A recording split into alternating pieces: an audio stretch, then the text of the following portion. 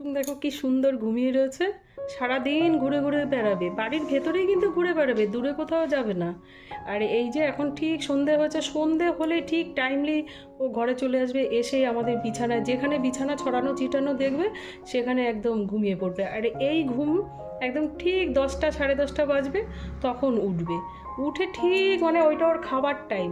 10টা বাজলে প্রত্যেকটা দিন 10টা বাজলেই ওকে খেতে দিতে হবে।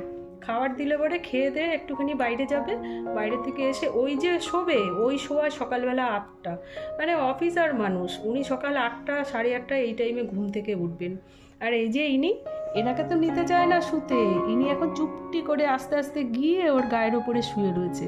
কেন কি, ও তো বিরক্ত করে, নড়াচড়া করে। আর মহারাজ তো অত বিরক্ত পছন্দ করেন না। আর ইনি মানে দুষ্টুমিটা বেশি করে, এই জন্য নিতে চায় না, যেন এখানে চুপটি করে পড়ে রয়েছে। আমি আবার কি বলি সেটা শোনে। দেখেছ?